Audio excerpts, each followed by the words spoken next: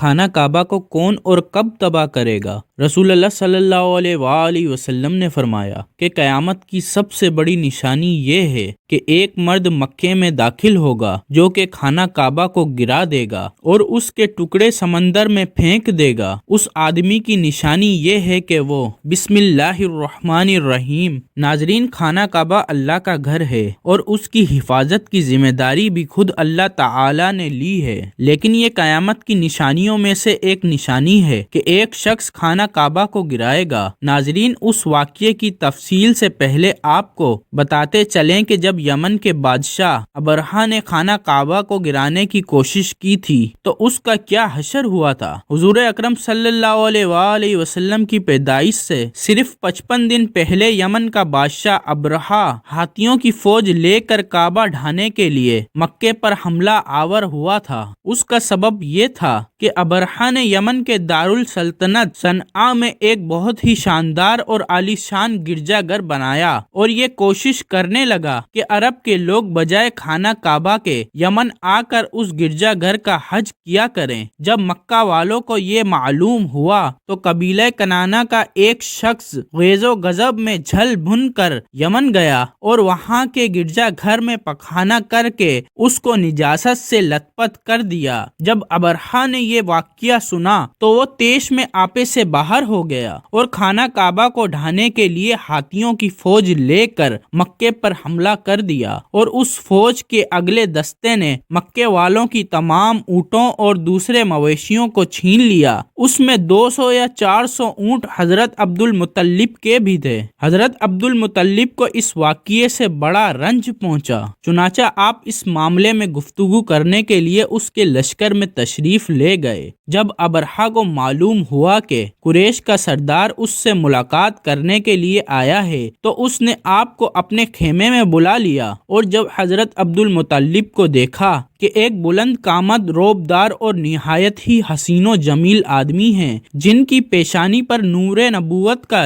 جاہ و جلال چمک رہا ہے، تو صورت دیکھتے ہی ابرہہ مرعوب ہو گیا اور بے اختیار تخت شاہی سے اتر کر آپ کی تعظیم و ترکیم کے لیے کھڑا ہو گیا اور اپنے برابر بٹھا کر دریافت کیا کہ کہیے سردار قریش، یہاں آپ کی تشریف آوری کا کیا مقصد ہے؟ حضرت عبد المطلب نے جواب دیا کہ ہمارے اونٹ اور بکریاں وغیرہ جو آپ کے لشکر کے سپاہی ہانک لائے ہیں، آپ ان سب مویشی کو ہمارے سپرد کر دیجئے۔ یہ سن کر ابرہہ نے کہا کہ اے سردار قریش، میں تو یہ سمجھتا تھا کہ آپ بہت ہی حوصلہ مند اور شاندار آدمی ہیں، مگر آپ نے مجھ سے اپنے اونٹوں کا سوال کر کے میری نظروں میں اپنا وقار کم کر دیا۔ اونٹ اور بکری کی حیثیت ہی کیا ہے؟ میں تو آپ کے کعبے کو توڑ پھوڑ کر برباد کرنے کے لیے آیا ہوں۔ آپ نے اس کے بارے میں کوئی گفتگو نہیں کی۔ حضرت عبد المطلب نے کہا کہ مجھے تو اپنے اونٹوں سے مطلب ہے، کعبہ میرا گھر نہیں ہے بلکہ وہ تو خدا کا گھر ہے، وہ خود اپنے گھر کو بچا لے گا، مجھے کعبے کی ذرا بھی فکر نہیں ہے۔ یہ سن کر ابرہہ اپنے فرعونی لہجے میں کہنے لگا کہ اے سردار مکہ، سن لیجئے، میں کعبے کو ڈھا کر اس کی اینٹ سے اینٹ بجا دوں گا اور روئے زمین میں سے اس کا نام و نشان مٹا دوں گا، کیونکہ مکہ والوں نے میرے گرجا گھر کی بڑی بے حرمتی کی ہے،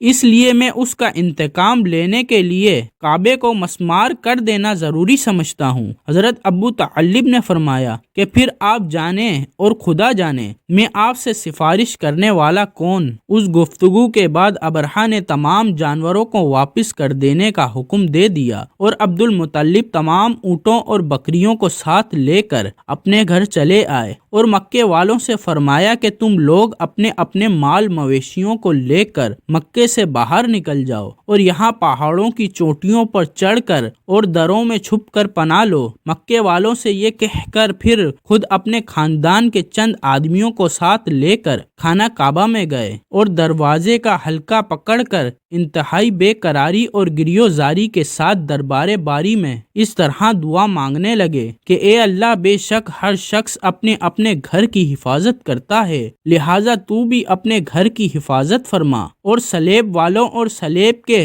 پجاریوں عیسائیوں کے مقابلے میں اپنے اطاعت شاروں کی مدد فرما۔ حضرت عبد المطلب نے یہ دعا مانگی اور اپنے خاندان والوں کو ساتھ لے کر پہاڑ کی چوٹی پر چڑھ گئے اور خدا کی قدرت کا جلوہ دیکھنے لگے۔ ابرہہ جب صبح کو کعبہ ڈھانے کے لیے اپنے لشکر جرار اور ہاتھیوں کی قطار کے ساتھ آگے بڑھا اور مقام مفص میں پہنچا تو خود اس کا ہاتھی جس کا نام محمود تھا ایک دم بیٹھ گیا، ہر چند مارا اور بار بار للکارا مگر ہاتھی نہیں اٹھا۔ اسی حال میں قہر الہی ابابیلوں کی شکل میں نمودار ہوا اور ننھے ننھے پرندے جھنڈ کے جھنڈ جن کی چونچ اور پنجوں میں تین تین کنکھریاں تھیں سمندر کی جانب سے حرم کعبہ کی طرف آنے لگے۔ ابابیلوں کے اندر لشکروں نے ابرہہ کی فوجوں پر اس زور و شور سے سنگ باری شروع کر دی کہ آن کی آن میں ابرہہ کے لشکر اور ان کے ہاتھوں کے پرچکے اڑ گئے۔ ابابیلوں کی سنگ باری خداوند قہار و جبار کے قہر و غضب کی ایسی مار تھی کہ جب کوئی کنکر کسی فیل سوار کے سر پر پڑتی تھی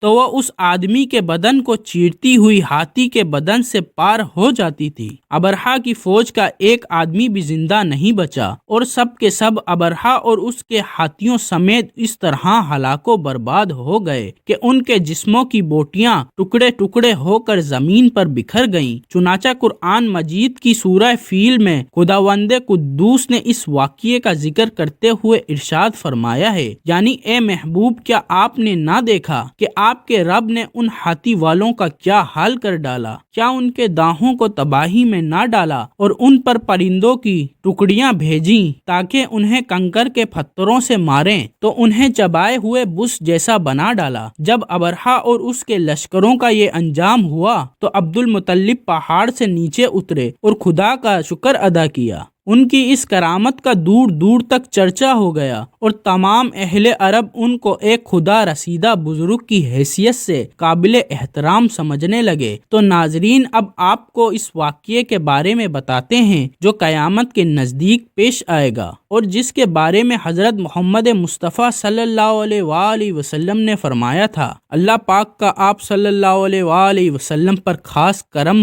یہ ہے کہ آپ صلی اللہ علیہ وآلہ وسلم کو اللہ پاک نے تمام علوم عطا فرمائے جن کا تصور ہمارا انسانی ذہن کبھی نہیں کر سکتا۔ جو بات ہمارے نبی صلی اللہ علیہ وآلہ وسلم نے فرما دی وہ پوری ہو کر رہے گی۔ اللہ پاک ارشاد فرماتے ہیں، اور وہ کوئی بات اپنی خواہش سے نہیں کرتے، وہ تو نہیں مگر وہی جو انہیں کی جاتی ہے۔ اللہ کے علم کے سمندر کے مقابلے میں نبی اکرم کا علم ایک قطرہ ہے، مگر آپ صلی اللہ علیہ وآلہ وسلم کا یہ قطرہ تمام مخلوق کے لیے ایک سمندر کے برابر ہے۔ یہ بات سچ ہے کہ ہم آپ صلی اللہ علیہ وآلہ وسلم کے علم کے بارے میں اندازہ نہیں لگا سکتے۔ اللہ کی ذات تو بہت ہی وسیع ہے، ہم اس کا اندازہ کس طرح لگائیں گے؟ آپ صلی اللہ علیہ وآلہ وسلم نے اپنے سے پہلے گزرے ہوئے انبیاء کرام اور ان کی امتوں کے ساتھ ساتھ آنے والے وقتوں کے بارے میں بھی اپنی امت کو آگاہ کر دیا۔ محدثین اور مفسرین کا کہنا ہے کہ جب قیامت قریب آنے والی ہوگی تو خانہ کعبہ کو گرائے جانے کا واقعہ پیش آئے گا۔ جن لوگوں کو اس کے بارے میں علم ہے ان کو اس بارے میں حدیث مبارکہ کی روشنی میں بتاتے ہیں۔ خانہ کعبہ اللہ پاک کی نشانیوں میں سے ایک عظیم الشان نشانی ہے۔ جب تک خانہ کعبہ قائم ہے اس وقت تک دنیا بھی قائم و دائم رہے گی۔ جب خانہ کعبہ کو گرایا جائے گا تب قیامت رونما ہوگی۔ جب قیامت قریب آئے گی ایک بدبخت حبشی خانہ کعبہ کو گرا دے گا، پھر قیامت آئے گی۔ اس کمینے حبشی کے بارے میں آپ صلی اللہ علیہ وآلہ وسلم نے ارشاد فرمایا، اس حبشی کی شکل و صورت ایسی ہوگی کہ وہ چھوٹی پنڈلیوں والا حبشی خانہ کعبہ کو گرائے گا، جبکہ بخاری شریف میں لکھا ہے کہ رسول اللہ نے فرمایا، گویا میں اس حبشی کو دیکھ رہا ہوں، وہ کالا اور چھوٹی ٹانگوں والا ہے، کعبے کے پتھر اور اینٹوں کو اٹھا اٹھا کر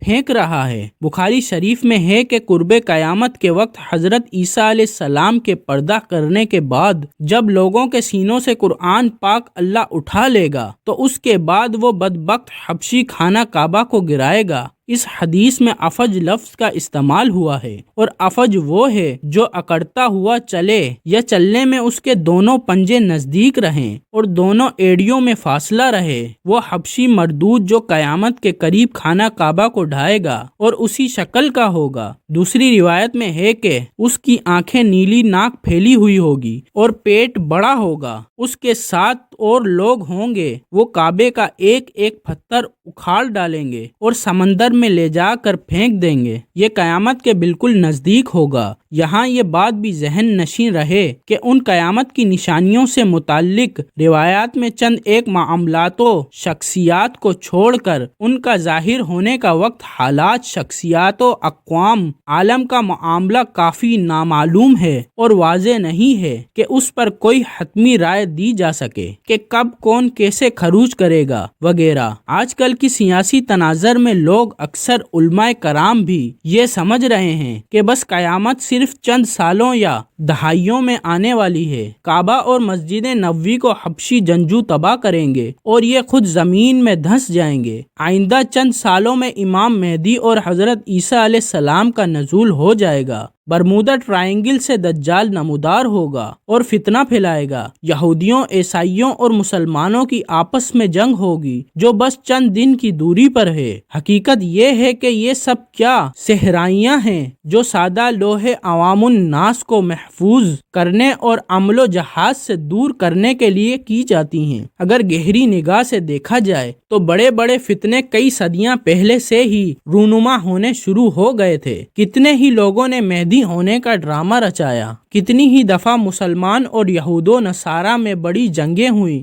کتنی مرتبہ قبلہ اول فتح ہوا، کتنی مرتبہ قبلہ اول پر یہودیوں کا قبضہ رہا، کتنی مرتبہ دجال نما انسان پیدا ہوئے، لیکن ان کا ذکر قرب قیامت کے سلسلے میں نہیں ہوتا۔ صرف 20ویں اور 21ویں صدی کے سیاسی معاملات و واقعات کو ہی قرب قیامت سمجھ لیا جانے لگا ہے، جبکہ نبی کریم صلی اللہ علیہ وآلہ وسلم کے ایک فرمان کے مطابق آپ کی وفات کے بعد کا سارا زمانہ قرب قیامت ہی ہے، چاہے کتنی صدیاں بیت جائیں۔ لہٰذا علماء کو چاہیے کہ آج کل کے سیاسی پروپیگنڈے سے متاثر ہو کر ان عوام الناس کو محفوظ کرنے کے بجائے ان کو نیک اعمال و جہاد فی سبیل اللہ کی ترغیب دیں۔ اللہ تعالی سے دعا ہے کہ اللہ ہمیں نیک کام کرنے کی توفیق دے اور برائیوں سے دور رہنے کی ہمیں ہمت و توفیق عطا فرمائے، آمین۔ ناظرین، کمنٹ باکس میں اللہ تعالیٰ کے 99 ناموں میں سے ایک نام ضرور ٹائپ کریں۔